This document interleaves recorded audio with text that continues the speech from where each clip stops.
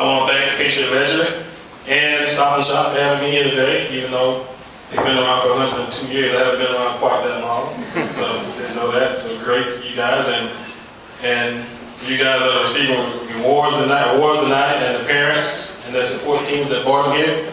Well, thank you guys for having me. I do appreciate it. So, because I do understand, you know, the reason why you guys are here is to be rewarded for all the great work you have done, and good luck to all you guys who have received. We'll be receiving awards this afternoon, so enjoy it. But I want to talk about a lot of the things that I think are important when we do receive awards for our achievements. And to me, I kind of put them in 3 different categories.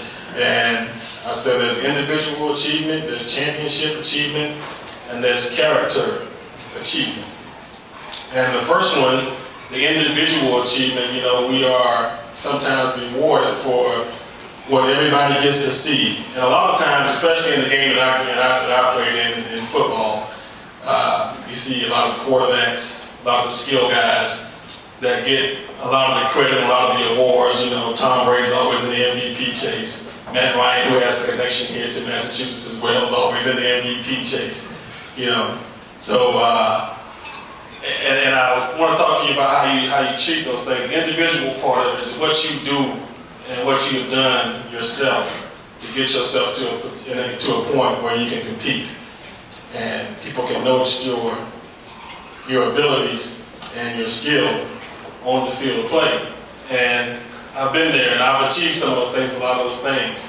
But along the way, I have realized that there have been people that supported me and had my back and that did their jobs. Even though a lot of those things went unseen and unknown, I had a great respect for what they did to help my success.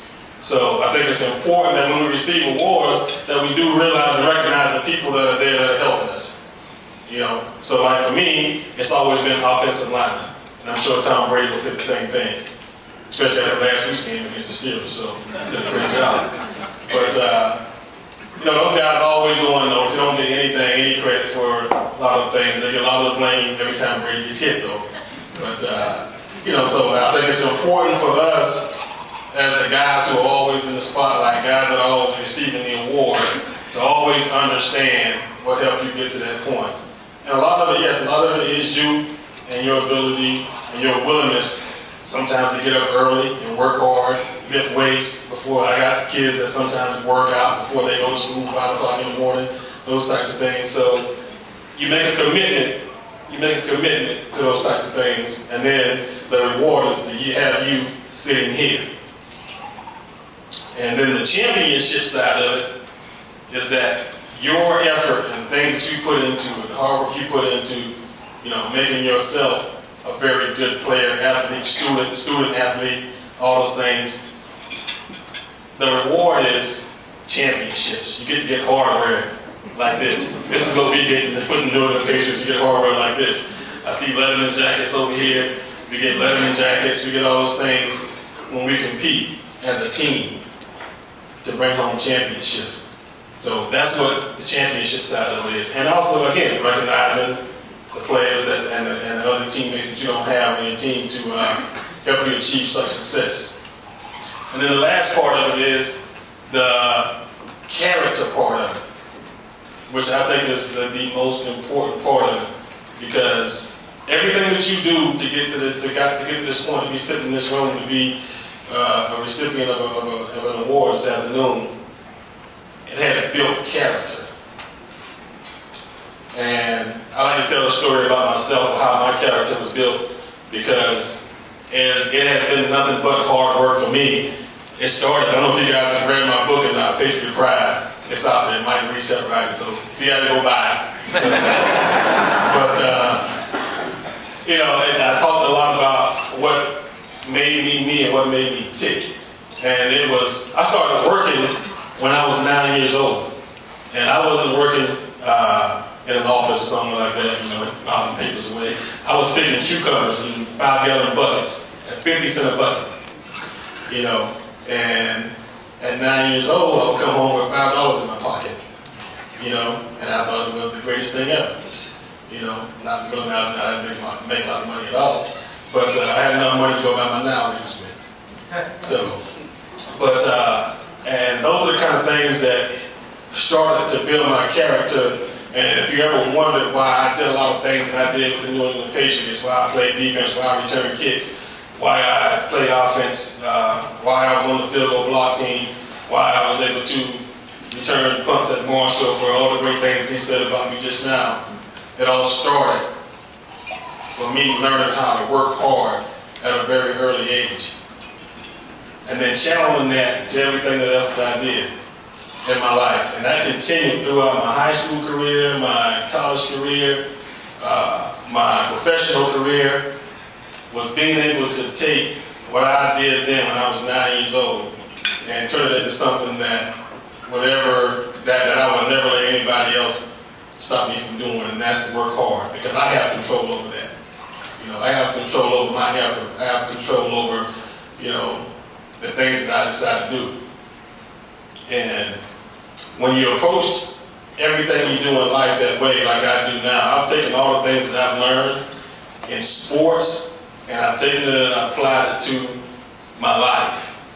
So, because everything that you learn, I take this talk about Belichick a lot in this stuff, and the things that he's taught me about being team-oriented, team first, and those things I've kind of transferred over into my life. Is that, you know, I don't work hard anymore just for me. I work hard for my kids. I work hard for my family, and I try to teach them to do the same things, because I know those things that I've done in the past. I know those things I did with the Patriots will lead them to success eventually. Even when they fall and slip and get a few scratches and bruises here and there, I know they'll get back up and they'll keep fighting. So that's what I love about sports. That's what I love about awards. That's what I love about you guys sitting in this room right now. And I know you guys are sitting here because you will eventually be successful at whatever it is you decide to do. Because eventually, some of us won't be able to play lacrosse anymore. We won't be able to play basketball anymore. We won't be able to play football anymore. So what are you going to do after that? And unfortunately, I play with a lot of guys that have folded shop and folded tent because they don't have football in their life anymore. Some of them do drugs, some of them do alcohol, whatever it is, and they can't function anymore. You know, so I hope and pray that you guys take the things that you have learned from your coaches, from your parents, and all those things. I hope you apply them towards the rest of your life and continue to work hard. So I want to congratulate all of you again that are going to receive awards. And if there's some that here that may not be receiving awards, that your work will not go unnoticed, and it is appreciated. And I want you to thank your parents, thank Stop and Shop, thank Patriotledger, and thank your coaches for taking time, because those guys do not make a lot of money on the high school level. So it's basically volunteering that time to come out and teach you guys, not just to be better athletes, but to be better people and make your community a whole lot better. So again, thank you. Thank you for having me here again, and congratulations on your awards. I guess we have, what, a few minutes for questions? Yeah, we'll start with the Q&A. If someone wants to break the ice, raise your hand. We do not have a field mic, so just talk loudly. Who wants to break the ice and ask the first question? Nobody, of course. Yeah. Yes, ma'am. You have 3 rings? Yes, ma'am. I have 3 rings. The one you have on, which one is it? And why? This is the second one. This is Super Bowl 38 against the Carolina Panthers. So don't ask me the score because I can't remember. We just won.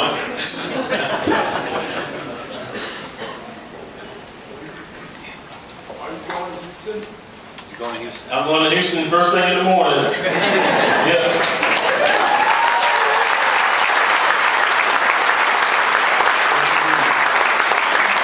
Hard work pays off. Yes, sir. What was a special high school moment for you from a coach? From a coach? Yep. Again, I talked about hard work. I was a kid that I didn't talk a whole lot, you know, and I had a high school coach that my first coach, he was more of like a power wishbone type team. you know, so when he was coaching, I was probably 110 pounds my sophomore year. So I played JV 9th and 10th grade year. And then that coach actually left and we got a new coach my junior year. And he was more of a spread them out type guy. And so I knew I had a chance to play in something then to get on the field. And sure enough, you know, he took a liking to me. And, you know, by the time I graduated high school, I was 135 pounds. But what he did for me, like I didn't know I was going to college. But what he did, he had a buddy that was coaching the JUCO team in North Carolina, junior college team in North Carolina. So what he did was, I guess he got in touch with this coach and said, you get this guy a shot to come play for you and whatnot. So basically January, February of my senior year, 1989, and I was graduating in June, they came in and offered me a scholarship for $500. So I took it. I said, yeah, I go to your school. I had no idea what that meant. You know. You got to understand where I came from. I was in a little town of about 2,000 people. And we had 2 stoplights, and those 2 stoplights would flash at 9 o'clock at night. They start flashing yellow. So that means that there's not very many people in town here, so at this time of night, you just drive on through. Just don't go too fast. But so about 2,000 people, and you know, not very many people went to college. That was not. We had a plant that my mom worked at, my brothers worked at, my uncles worked at, my friends worked at, my cousins worked at. They made air conditioners and grills. It's called Duquesne Heating and Cooling. So they made all the parts that goes into people's furnaces and that type of stuff. So and grills that you cooked on. And we had a place that made fiberglass,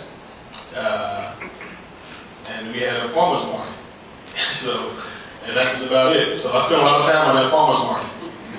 So, and I guess my goal was to either go to one of those places and go to work, or go into the military to get out of town. And that was it. So that $500 made a difference in me standing here, making those parts for those air conditioning units that you guys on the fire up in the summer. But I'm glad my mom made me go on a visit. Go on an orientation visit I had at Belize McCray Junior College in North Carolina, because again I wouldn't be standing here. But that's what he did for me, was that he gave me an opportunity, you know, to accomplish all the things that I accomplished. So he has since passed away a couple years ago. He passed away, so you know, barely missed, and we stayed in touch over the years. And you know, I never missed a time where I didn't thank him. Never saw a time I didn't thank him for what he did for me. You know, and not knowing that. Junior college also, it cost $7,500 a year to go there. And I didn't know that at first. I was just happy to have a scholarship. But, you know, we figured out how to come up with $7,000 over the summer. I said, I worked at a food line grocery store. You know, I picked watermelons and cucumbers when I was off. So we made it, and that's why I'm here. Question in the back? Long answer, I know.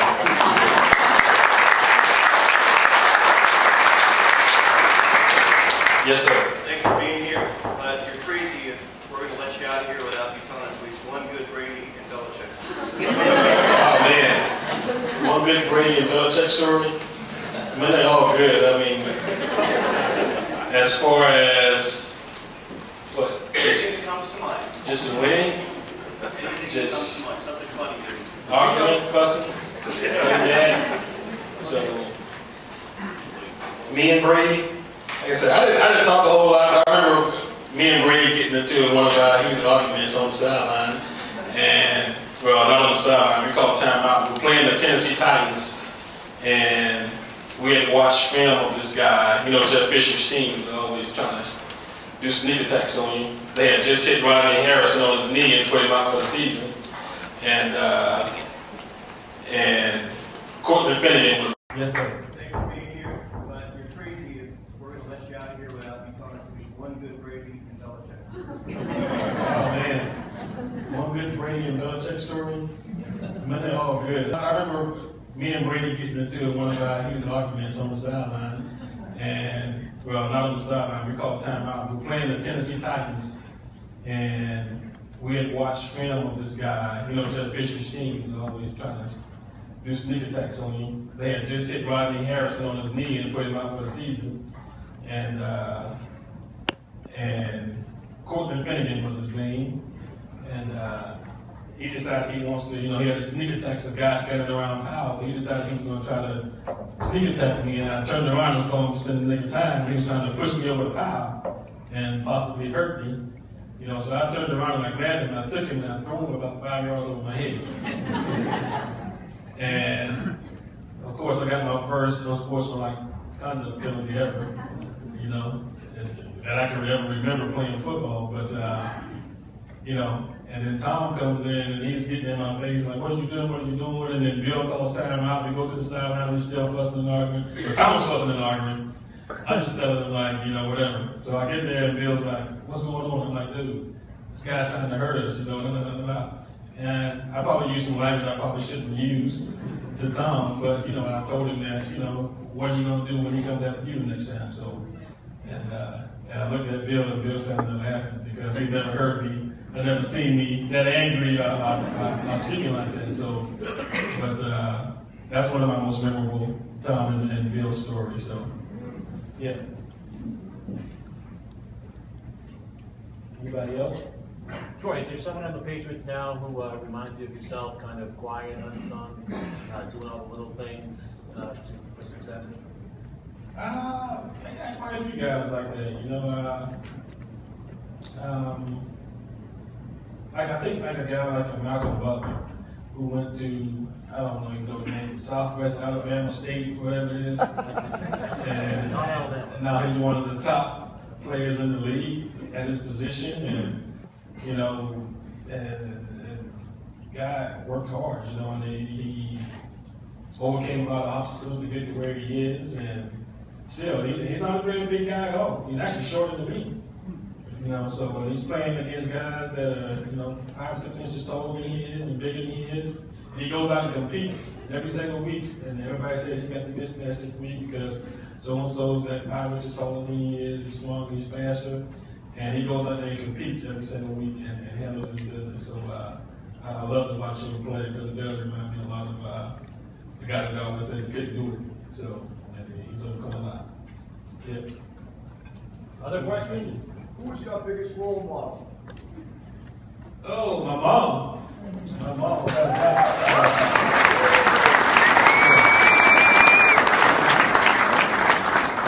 That's real easy, I grew up in a household without a dad, and he wasn't very involved in my life at all, and I would never use it as an excuse for anything. But, she played both roles, mother, father, dad provided, worked hard. Probably made about $17,000 a year when I was in high school. So, and she made it work, But she was determined. She was determined to make sure I got to college. So, and we jumped in that car. My brother was working; he had a car, and she borrowed his car. We went by. There was 2 other guys on my team that got offers from that same college that I did, and we went by. She actually offered them a ride. We went by to pick them up. And neither one of them came to the door when we knocked on the door. So, and I would make a long story short.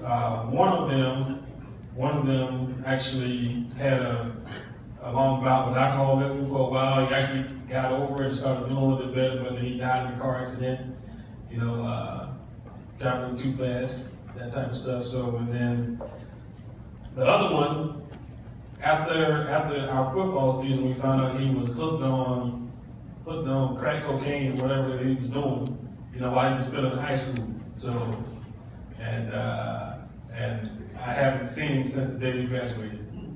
And as far as I know, everybody said he's still doing the same things that he was doing back then. So that's why I thank her every day that I didn't get caught up in that, and she made me make sure we got in that car. We drove 4.5 hours before the Waze and the Google Maps and all that stuff. We got the map out and we actually figured out how we were going to get to Lee's McCray Junior College in Banner Elk, North Carolina.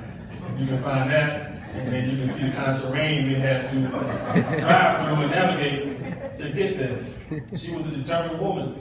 And we got there. I don't know how we got there, but we got there. It wasn't the most pleasant driving in the world. So.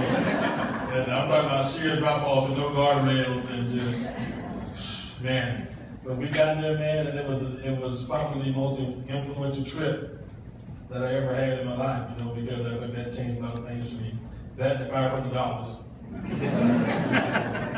It was, so that's why I you know, see the most important person in my life. Anybody else? I do this all day.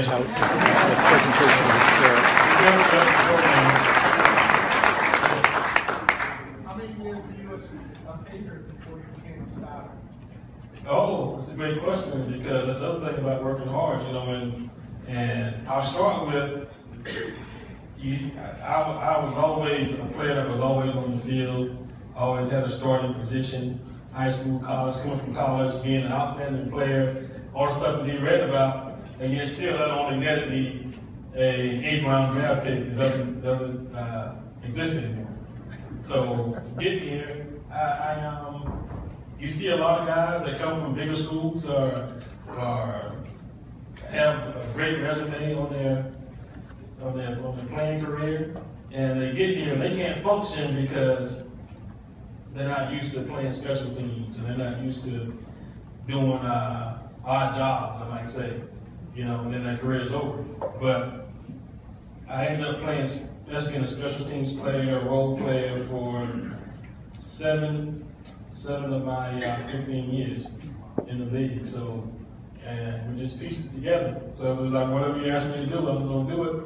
And I became good at all of it, you know? So, and it paid off for me, and I think that's what helped me last 15 years as opposed to lasting 5 years in the league, was that I was willing to do whatever it took to help my team win, first of all, and then second, keep myself employed.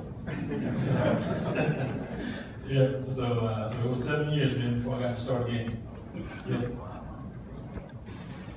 Yes, sir. Did you do any other sports in high school? I did track, and I did a little bit of baseball in my freshman year of baseball. So I did track, and I tried my hand at basketball, you know, but you know, we changed coaches somewhere in there, and I had a coach that loved me to death, and always put me in the game, and started me some kind of way because I played defense. I was a horrible ball handler, a horrible shooter. So, but I was on his team, and then we changed coaches, and he was all offense, so. And so I gave up basketball too, and just focused on football. Yeah. It's important to do a whole lot of different things, man. Like Urban Meyer at Ohio State, when he recruits kids from high school, he looks for kids that did more than football in high school, because it gives them some diversity, so they can do a lot of different things. Yes, ma'am. What did you study in college? I started out majoring in computer science, and I had to change that real quick. With a lot of you guys have found out, you know, college is, yeah, it's a different world, you know, and we hit some bumps and bruises, we fall and get bumps and scratches and scrapes and scratches, so, and yeah, having time to deal with football and practice schedule, and then computer science is what makes it for me, so it was almost impossible to be doing both of those at the same time, so I switched over to sports management and marketing. Worked out much better. Yes? Well, do you remember what kind of races you ran in track? I was a 400-meter guy, yeah, so I didn't win a race, but I competed. Yeah. I didn't quit. Anybody else? Thank you, guys.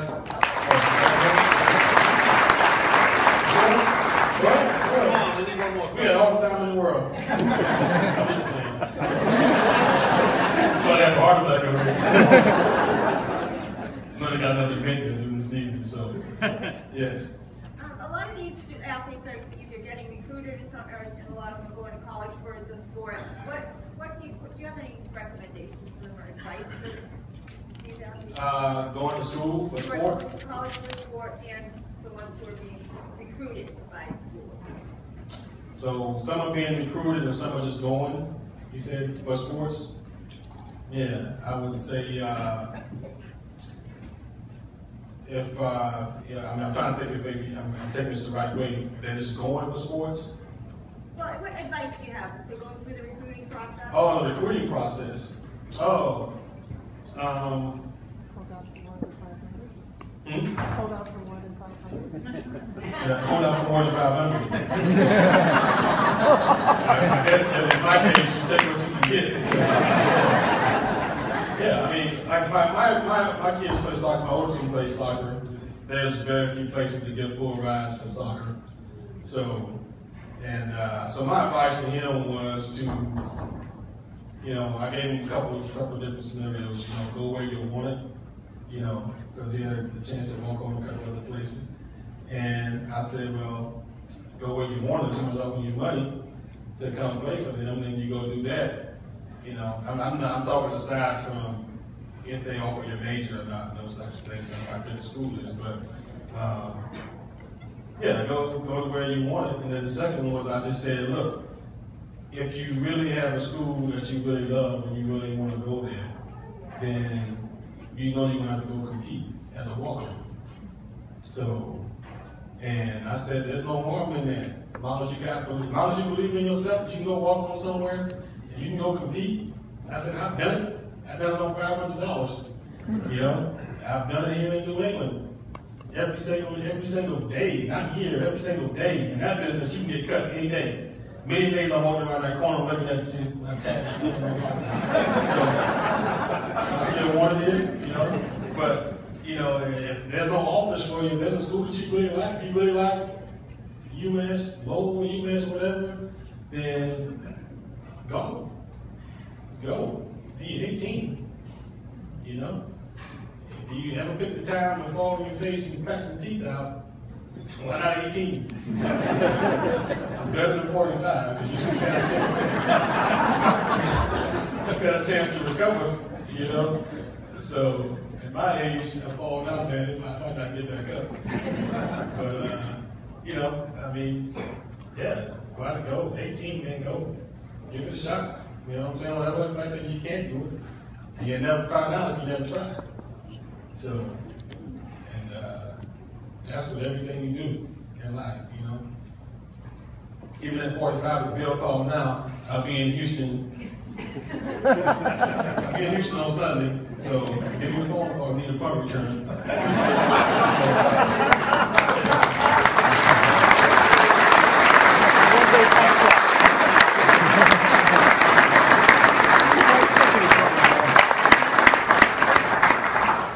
Thank you, Troy. I mean, Troy's the ultimate patriot. You know, talking about all the little things that you do.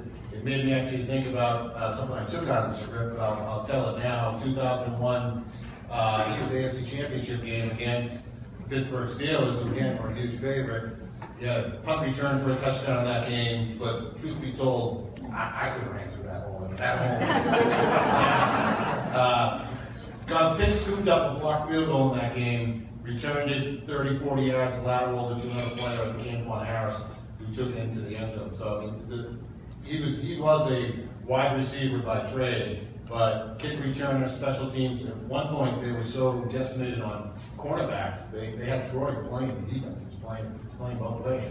Where today, some guys might say, "Hey, I get hurt playing cornerback. I'm not doing that." Troy did it all. Yeah. Troy did it all. The one thing Troy is missing from his career, he's never a patriotledger All-Scholastic.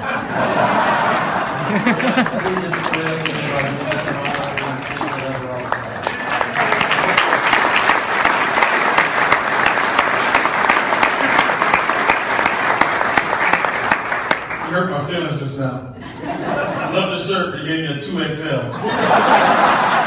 I'm going to be retired tomorrow.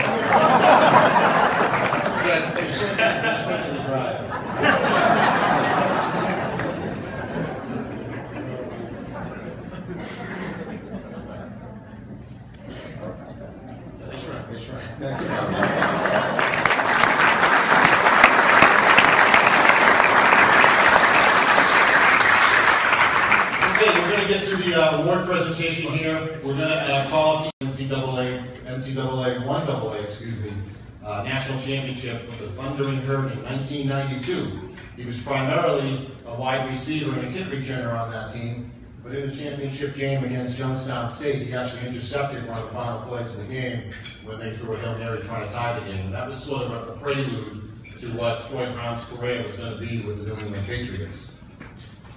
Troy's career statistics, his career kickoff return average of 29.6 yards still stands as an NCAA record for kick returns, as does his 4 returns for touchdowns. He scored a touchdown every 8 times he touched the ball in college. Not bad.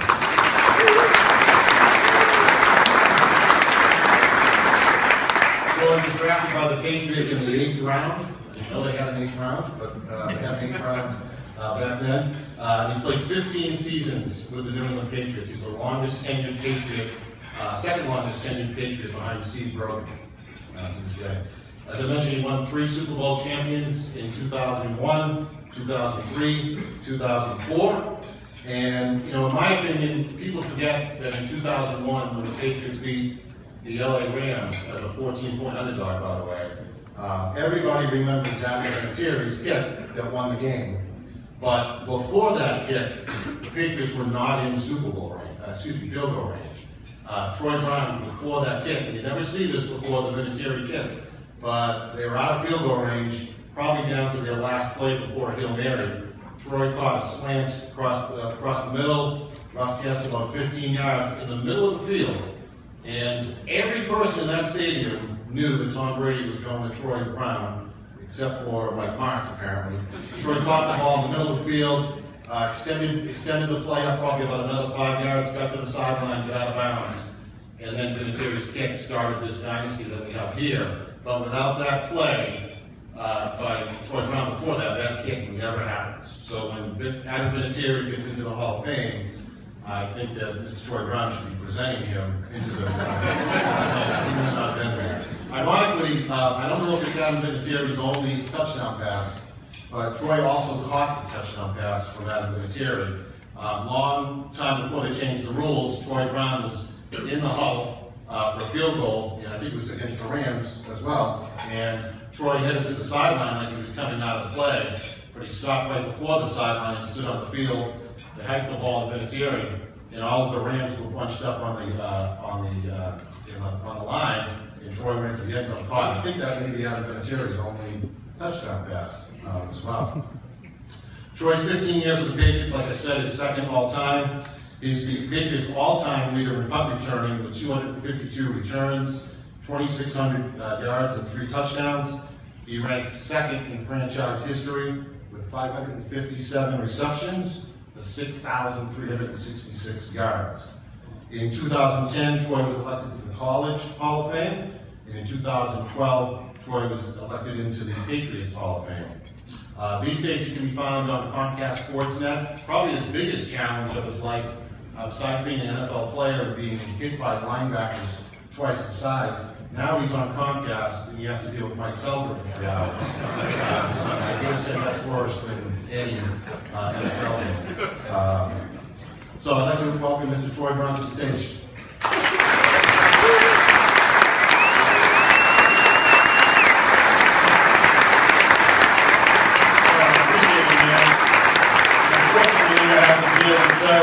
For 3 hours a day for the next 7 days. So, but good calls, but you know, but still have to deal with it for 3 hours for the next 7 days. That would be pretty tough. So, and I do agree with all the things you said, all the great things you said about me in the introduction there. So I appreciate it. He'll pick the belt. He'll end up picking the belt. He might. Even Fred's not that crazy, I don't think so. You're running around the Boston just in case. So, but I want to thank patriotledger and Stop and Shop for having me here today, even though they've been around for 102 years. I haven't been around quite that long, so didn't know that. So great, you guys, and you guys are receiving awards tonight, and the parents and their support teams that brought them here. Well, thank you guys for having me. I do appreciate it. So, because I do understand, you know, the reason why you guys are here is to be rewarded for all the great work you have done, and good luck to all you guys who have received we'll be receiving awards this afternoon, so enjoy it. But I want to talk about a lot of the things that I think are important when we do receive awards for our achievements. And to me, I kind of put them in 3 different categories. And I said there's individual achievement, there's championship achievement, and there's character achievement.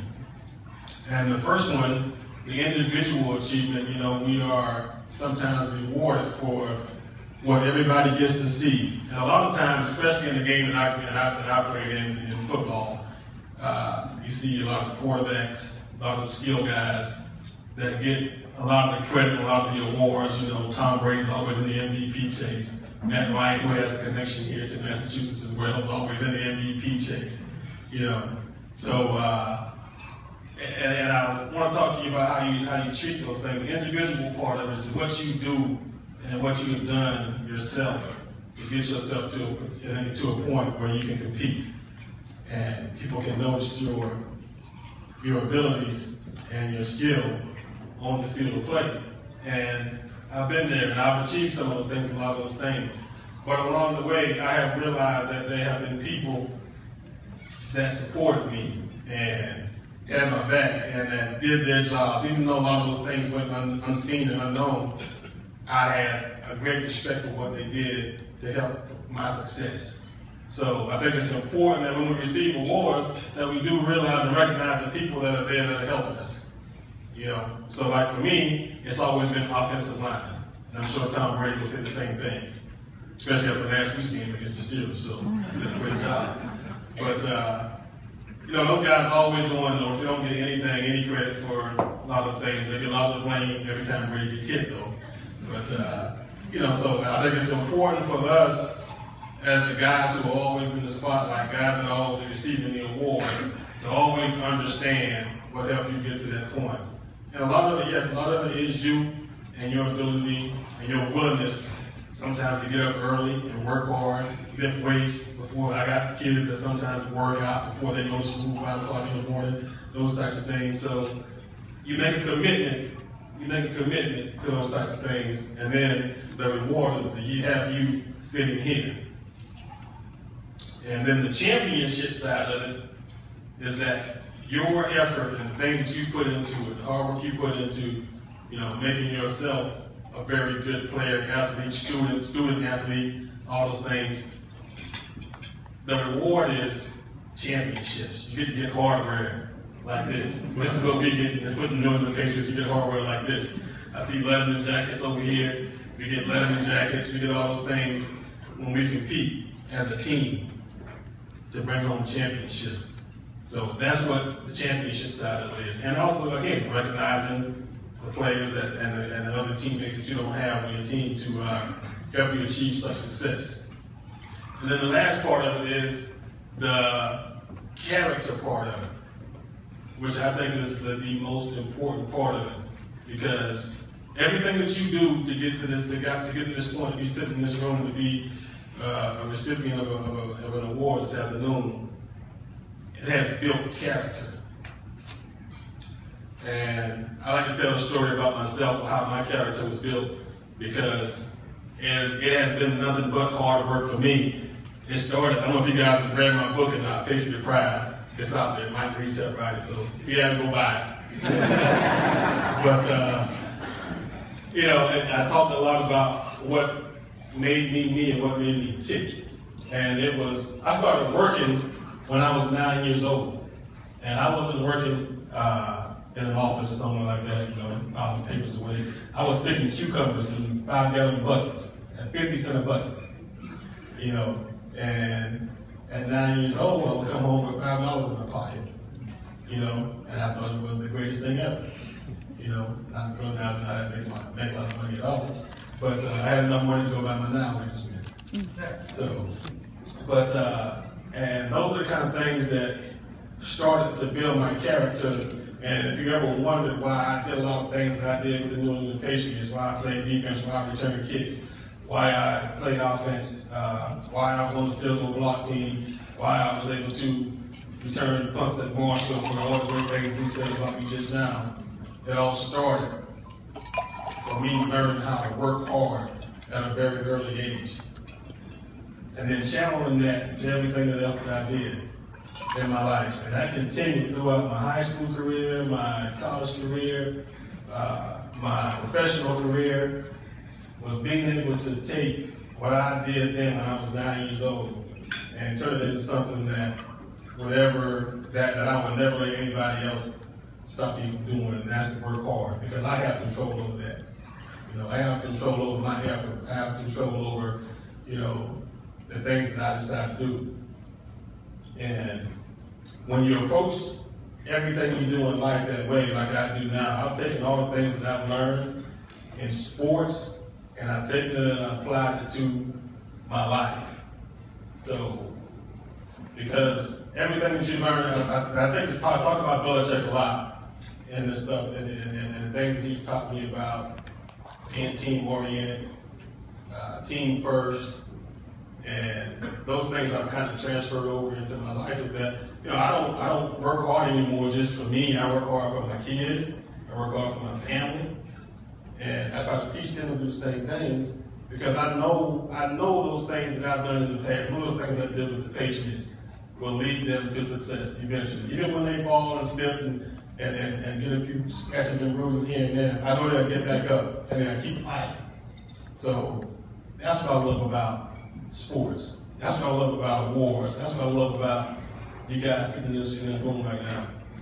And I know you guys are sitting here because you will eventually be successful at whatever it is you decide to do. Because eventually, some of us won't be able to play lacrosse anymore. We won't be able to play basketball anymore. We won't be able to play football anymore. So what are you going to do after that? And unfortunately, I played with a lot of guys that have folded shop and folded tent because they don't have football in their life anymore. Some of them do drugs, some of them do alcohol, whatever it is, and they can't function anymore. You know, so I hope and pray that you guys take the things that you have learned from your coaches, from your parents, and all those things, and I hope you apply them towards the rest of your life and continue to work hard. So I want to congratulate all of you again that want to receive awards, and there's some that here that may not be receiving awards, that your work you're not going to notice, and it's appreciated. And I want you to thank your parents. Thanks to All-Scholastic, thank patriotledger, and thank your coaches for taking time, because those guys do not make a lot of money on the high school level. So it's basically volunteering their time to come out and teach you guys, not just to be better athletes, but to be better people and make your community a whole lot better. So again, thank you. Thank you for having me here again, and congratulations on your awards. I guess we have a few minutes for questions. Yeah, we'll start with the Q&A. If someone wants to break the ice, raise your hand. We do not have a field mic, so just talk loudly. Who wants to break the ice and ask the first question?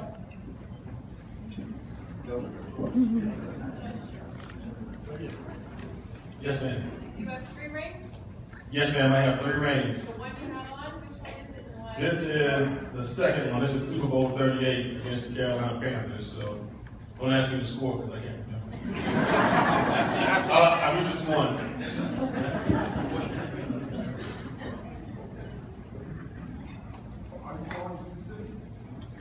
I'm going to Houston first thing in the morning. Yeah.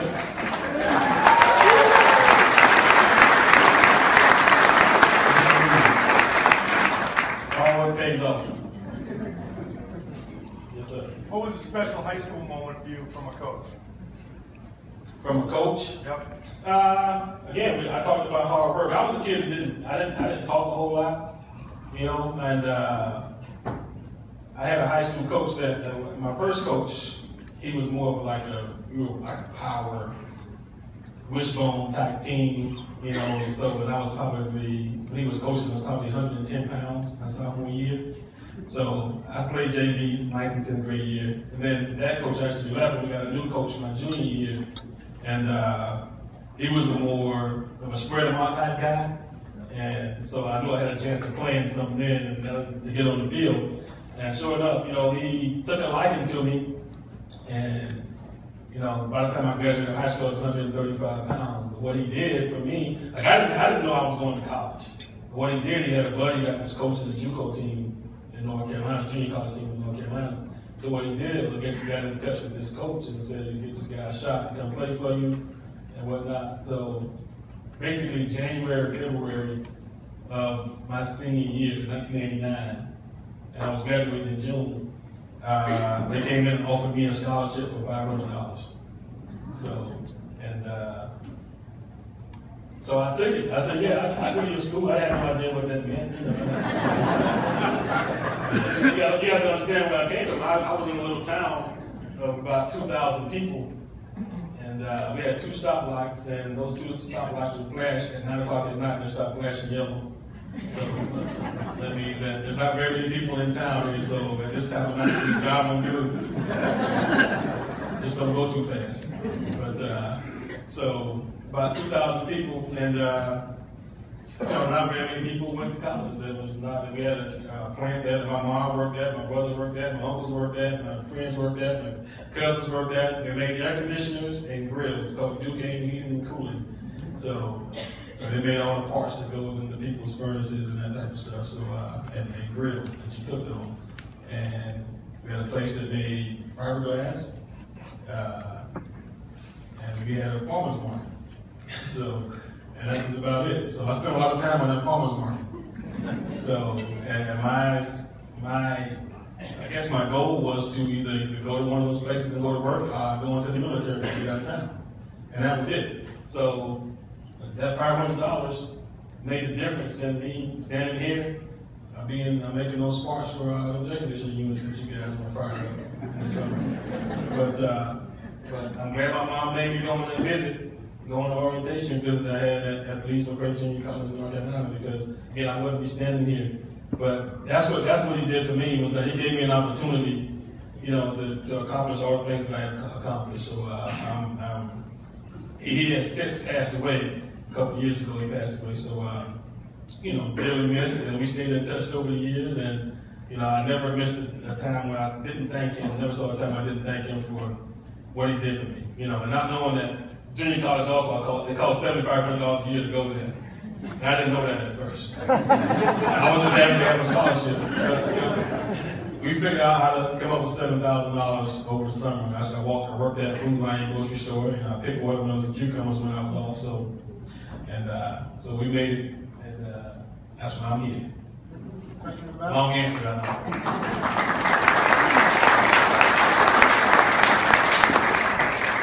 know. Yes, sir. For being here, but you're crazy if we're going to let you out of here without you telling us at least one good Brady and Belichick. Oh man, one good Brady and Belichick story? Man, they're all good. I mean, as far as what? Anything that comes to mind. Just winning? Just arguing, fussing? Man. So, me and Brady? Like I said, I didn't talk a whole lot. I remember me and Brady getting into one of our heated arguments on the sideline. And, well, not on the sideline, we called timeout. We were playing the Tennessee Titans.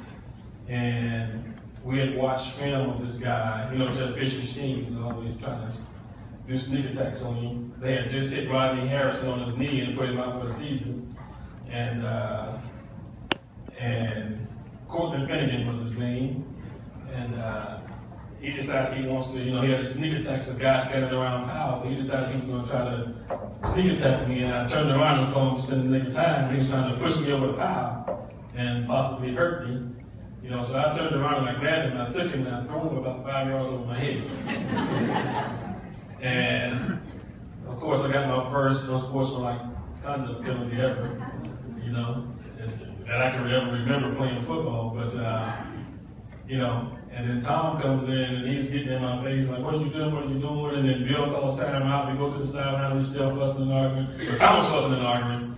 I'm just telling him like, whatever. So I get there and Bill's like, what's going on? I'm like, dude, this guy's trying to hurt us, And I probably used some language I probably shouldn't have used to Tom, but I told him that, what are you gonna do when he comes after you the next time? So, and I looked at Bill and Bill started laughing because he never heard me. I've never seen me that angry speaking like that. So, but that's one of my most memorable Tom and Bill stories. So, yeah. Anybody else? Troy, is there someone on the Patriots now who reminds you of yourself, kind of quiet, unsung, doing all the little things for success? I got quite a few guys like that, you know. I think like a guy like Malcolm Butler, who went to, I don't know, you know the name, Southwest Alabama State, whatever it is. And now he's one of the top players in the league at his position, and you know, and guy worked hard, you know, and he overcame a lot of obstacles to get to where he is, and still, he's not a very big guy at all. He's actually shorter than me. You know, so when he's playing against guys that are, you know, 5 or 6 inches taller than he is and bigger than he is, and he goes out and competes every single week, and everybody says he's got the mismatch this week because so-and-so's that 5 inches taller than he is, he's stronger, he's faster, and he goes out there and competes every single week and handles his business. So I love to watch him play because it does remind me a lot of the guy that always said he couldn't do it. So he's overcome a lot. Yeah. Other questions? Who's your biggest role model? Oh, my mom. My mom.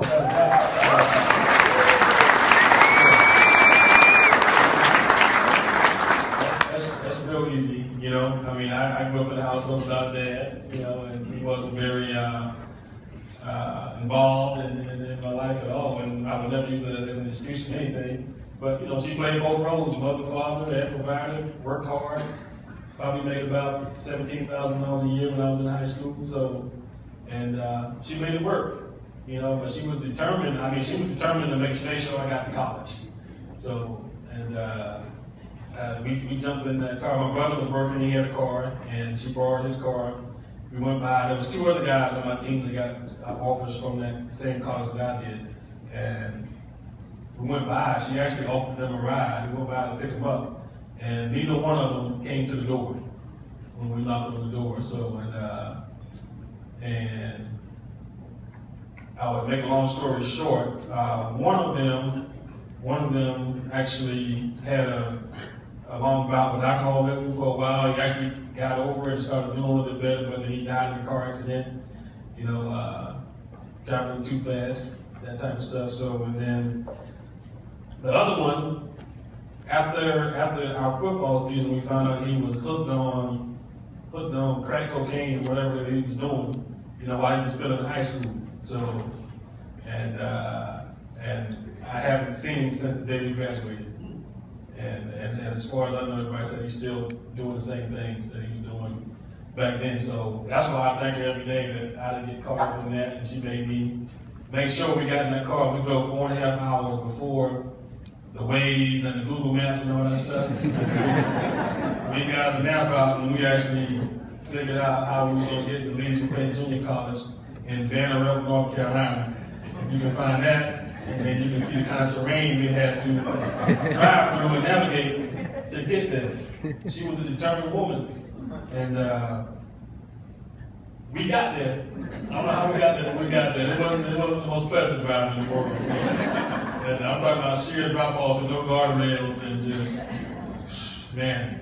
But we got there, man, and it was probably the most influential trip that I ever had in my life, you know, because I think that changed a lot of things for me. That and $500.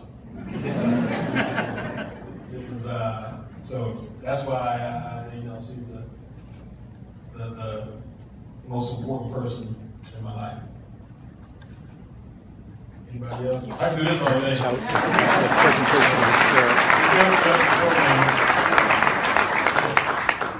How many years were you a patriot before you became a starter? Oh, that's a great question, because that's the other thing about working hard, you know, and I'll start with, I was always a player that was always on the field, always had a starting position, high school, college, coming from college, being an outstanding player, all the stuff that he read about, and yet still that only netted me a 8th round draft pick that doesn't exist anymore. So getting here, you see a lot of guys that come from bigger schools or have a great resume on their playing career, and they get here and they can't function because they're not used to playing special teams, and they're not used to doing odd jobs, I might say, you know, and then their career is over. But I ended up playing, being a special teams player, a role player for seven of my 15 years in the league. So, and we just pieced it together. So it was like, whatever you asked me to do, I'm going to do it. And I became good at all of it, you know. So, and it paid off for me, and I think that's what helped me last 15 years, as opposed to lasting 5 years in the league, was that I was willing to do whatever it took to help my team win, first of all, and then second, keep myself employed. Yeah, so it was 7 years, man, before I got to start a game. Yeah. Yes, sir. Did you do any other sports in high school? I did track, and I did a little bit of baseball in my freshman year of baseball. So I did track, and I tried my hand at basketball, you know, but you know, we changed coaches somewhere in there, and I had a coach that loved me to death, and always put me in the game, and started me some kind of way because I played defense. I was a horrible ball handler, a horrible shooter. So, but I was on his team, and then we changed coaches, and he was all offense. So I gave up basketball too, and just focused on football. Yeah, it's important to do a whole lot of different things, man. Like Urban Meyer at Ohio State, when he recruits kids from high school, he looks for kids that did more than football in high school because it gives them some diversity, so they can do a lot of different things. Yes, ma'am. What did you study in college? I started out majoring in computer science, and I had to change that real quick. A lot of you guys have found out, you know, college is, yeah, it's a different world, you know, and we hit some bumps and bruises, we fall and get bumps and scratches and scrapes and scratches, so, and yeah, having time to deal with football and practice schedule, and then computer science is what makes it for me, so it was almost impossible to be doing both of those things at the same time, so I switched over to sports management and marketing. Worked out much better. Yes? Well, do you remember what kind of races you ran in track? I was a 400-meter guy. Yeah, so I didn't win a race, but I competed. I didn't quit. Anybody else? Thank you, guys.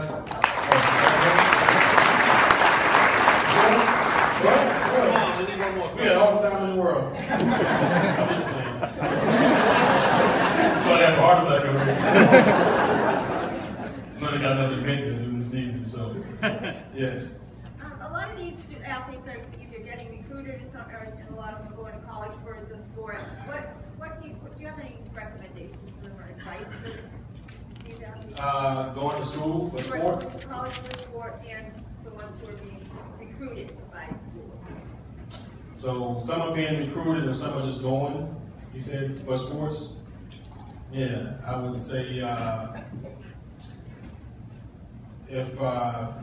trying to think if I'm taking this the right way. They're just going for sports? Well, what advice do you have? They're going through the recruiting process? Oh, the recruiting process. Oh. Hold out for more than 500. Yeah, hold out for more than 500. I guess in my case, you take what you can get. Yeah, I mean, like my kids play soccer, my oldest one plays soccer. There's very few places to get full rides for soccer. So, so my advice to him was to, you know, I gave him a couple of different scenarios. You know, go where you want it, you know, because he had the chance to walk on a couple other places. And I said, well, go where you want it. If someone's offering you money to come play for them, then you go do that. You know, I'm talking aside from if they offer you a major or not, those types of things. I know how good the school is, but yeah, go to where you want it. And then the second one was I just said, look, if you really have a school that you really love and you really want to go there, then you know you're going to have to go compete as a walk-on. So And I said, there's no harm in that. As long as you believe in yourself, that you can go walk on somewhere, and you can go compete. I said, I've done it. I've done it on $500. You know, I've done it here in New England. Every single day, not year, every single day. In that business, you can get cut any day. Many days I'm walking around that corner looking at you. I'm sad. I still wanted it, you know. But, you know, if there's no offers for you, if there's a school that you really like UMass, Lowell, UMass, whatever, then go. Go. You're 18, you know. If you ever pick the time to fall on your face and crack some teeth out, why not 18? Better than 45, because you still got a chance to recover, you know. So at my age, I fall down there, I might not get back up. But you know, I mean, yeah, why to go? 18, man, go. Give it a shot. You know what I'm saying? Whatever the fact that you can't do it, and you never find out if you never tried. So, and that's with everything you do in life, you know. Even at 45, with Bill called now, I'll be in Houston. I'll be in Houston on Sunday, so give me a phone or need a punt return.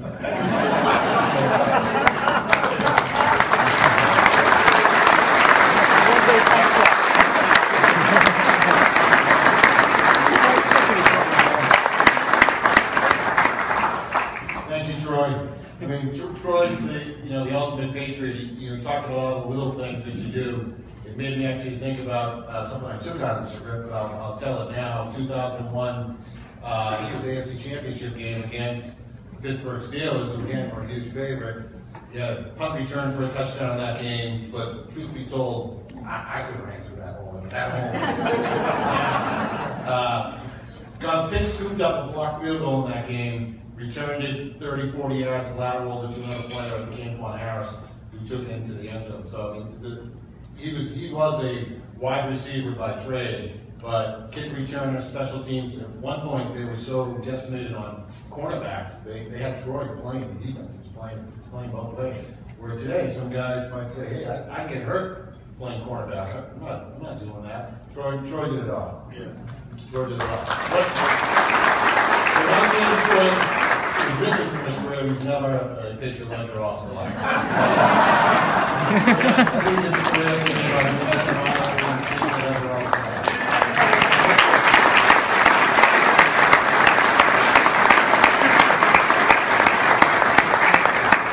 You hurt my feelings just now. I love the shirt, but you gave me a 2XL.